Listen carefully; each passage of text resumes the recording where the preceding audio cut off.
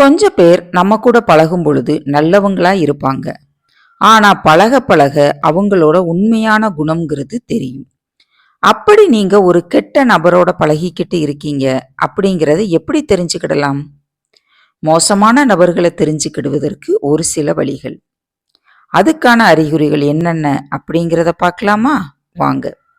அனைவருக்கும் வணக்கம். நான் உங்கள் அகிலா. இது கதை கேட்கும் நேரம்.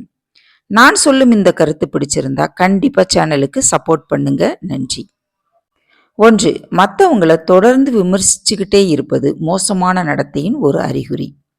ஆக்கப்பூர்வமான விமர்சனம் நம்மளை வளர்க்க உதவலாம். ஆனால் அதே நேரத்துல யாராவது உங்களை விமர்சனம் செஞ்சுக்கிட்டே இருந்தா கொஞ்சம் கவனமா இருங்க. 2. ஒரு சிலர் தங்களோட தவறுகளை ஒத்துக்கிடாம எப்போதுமே பழிக்கு பழி வாங்குவதையே நோக்கமா வச்சுக்கிட்டு இருப்பாங்க. இந்த மாதிரியான நபர்கள்கிட்ட கொஞ்சம் ஜாக்கிரதையா பழகணும். 3.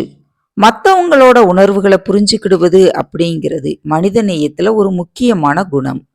அதை புரிஞ்சுக்கிட முடியாதவங்க கிட்ட கவனமா பழகணும். 4. உங்களை கட்டுப்படுத்த உணர்ச்சிகரமான செயல்களை செய்யறது, உங்களை மிரட்டுவது, இந்த மாதிரியான வேலைகளை செய்யலாம். தவறு செய்யாத விஷயத்துக்கு உங்க மீது பழி சுமத்தலாம். அப்படி இருக்கிறவங்க கிட்ட கவனமா இருக்கணும்.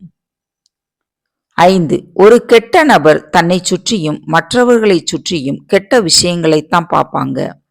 தொடர்ந்து புகார் செய்கிறது, புரணி பேசுறது, இந்த மாதிரியான வேலைகளை செய்வாங்க. அந்த மாதிரி இருக்கிறவங்க கிட்ட கவனமா நாம பழகணும். 6. எந்த ஒரு உறவிலையும் நம்பகத்தன்மை அப்படிங்கிறது ரொம்பவே முக்கியம். மோசமான நபர்கள் யாரையுமே நம்ப மாட்டாங்க.